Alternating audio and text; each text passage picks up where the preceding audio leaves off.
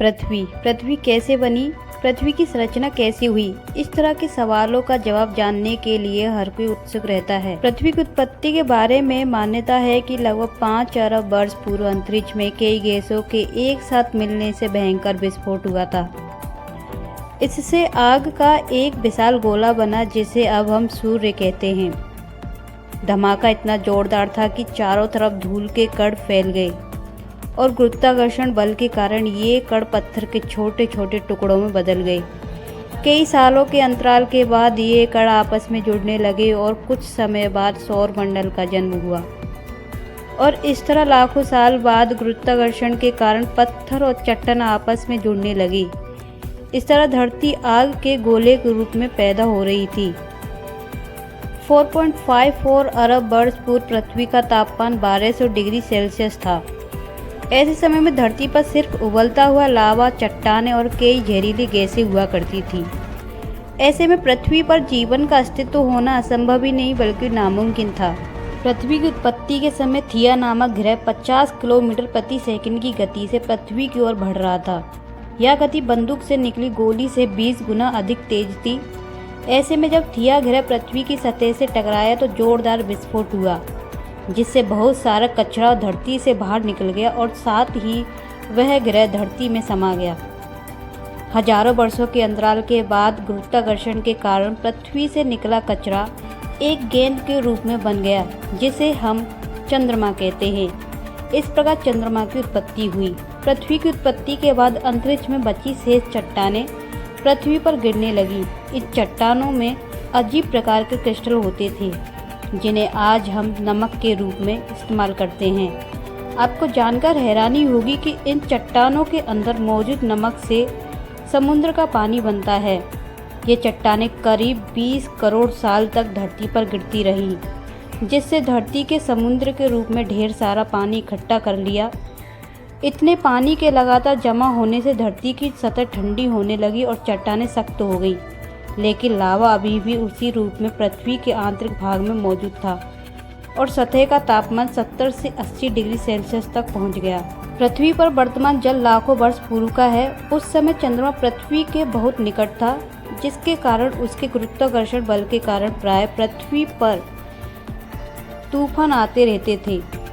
परंतु एक लंबे अंतराल के बाद चंद्रमा और पृथ्वी के बीच की दूरी बढ़ने के कारण पृथ्वी पर तूफान आना लगभग शांत हो गए।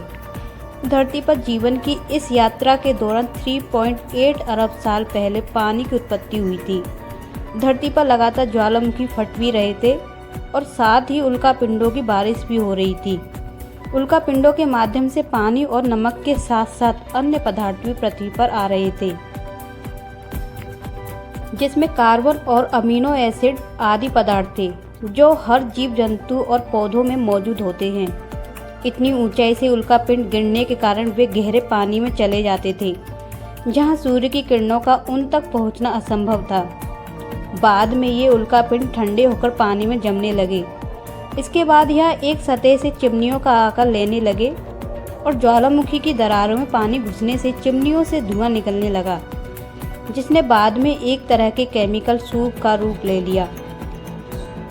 इससे पृथ्वी पर सूक्ष्म जीवन प्रारंभ हुआ और पृथ्वी पर एकल कोश के जीवाणु की उत्पत्ति हुई। पृथ्वी की उत्पत्ति के समय जब समुद्र की निचली सतह पर पौधे और पत्तियां उग रही थीं और उन पर जीवित जीवाणु उत्पन्न हो रहे थे, उन्हें एस्ट्रोमेटोलाइट कहते हैं। ये अपना भोजन सूर्य की किरणों से बनाते हैं और इस प्रक्रिया को वैज्ञानिक रूप में प्रकाश संश्लेषण कहते हैं। प्रकाश संश्लेषण की प्रक्रिया में सूर्य का प्रकाश कार्बन डाइऑक्साइड और पानी को ग्लूकोज में परिवर्तित करता है। इसके साथ ही इस प्रक्रिया में बाई प्रोडक्ट के रूप में ऑक्सीजन गैस बनती है, जो मनुष्य के लिए महत्वपूर्ण वायु है। एक लंबी प्रक्रिया के बाद महासागरों में ऑक्सीजन गैस भर गई और इससे पानी में मौजूद लोहे में जंग लगने लगी और इस तरह लोहे का अस्तित्व सामने आया। लंबे अंतराल के बाद समुद्र की सतह पर ऑक्सीजन गैस आने लगी, जिससे जीवन संभव हुआ। इसी प्रकार 2 अरब वर्षों तक पृथ्वी पर ऑक्सीजन का स्तर बढ़ता रहा और साथ ही पृथ्वी के घूमने की समय सीमा कम हो गई। आज से 150 अरब साल पहले एक दिन वर्तमान की तुलना में 16 घंटे का होता था। धीरे धीरे समय के साथ समुद्र के नीचे की भूमि सतह बड़ी प्लेटों में तब्दील हो गई और इसके नीचे के लावा ने ऊपर की सतह को गतिमान कर दिया। ऐसे में पृथ्वी की सभी प्लेटें आपस में जुड़कर एक विशाल द्वीप बन गई।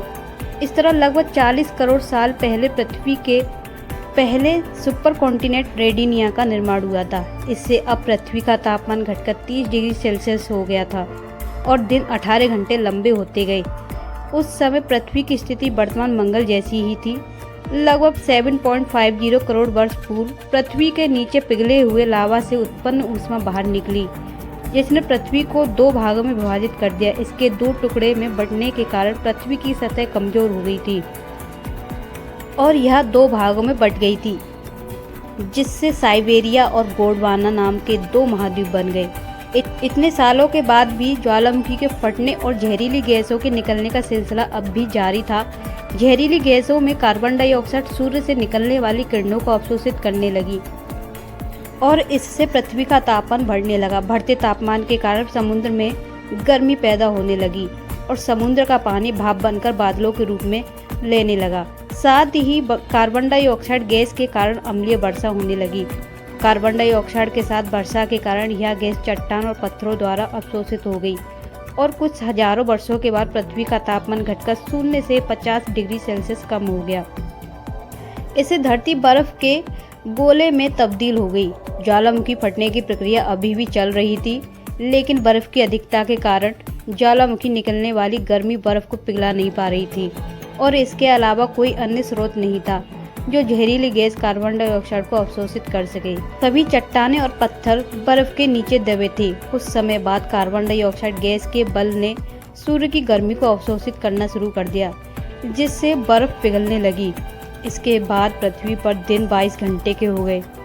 बर्फ के लगातार पिघलने से सूर्य से निकलने वाली हानिकारक पराबैंगनी किरणें सीधे पृथ्वी पर पड़ रही थी, जिससे एक रासायनिक अभिक्रिया शुरू हो गई और पानी से हाइड्रोजन पेरोक्साइड बनने लगा और उसके टूटने के बाद ऑक्सीजन बनने लगी। ऑक्सीजन गैस धरती से 50 किलोमीटर ऊपर उठी तो वह रासायनिक प्रतिक्रिया शुरू हो गई, जहां ओजोन नाम की एक परत बनी, जिसने सूर्य से आने वाली पराबैंगनी किरणों को सीधे धरती पर आने से रोकने का काम किया। अगले 15 करोड़ सालों तक इस गैस की परत बहुत मोटी होती गई और इधर पृथ्वी पर ऑक्सीजन गैस की मात्रा बढ़ने लगी, जिससे पेड़ पौधे अस्तित्व में आए।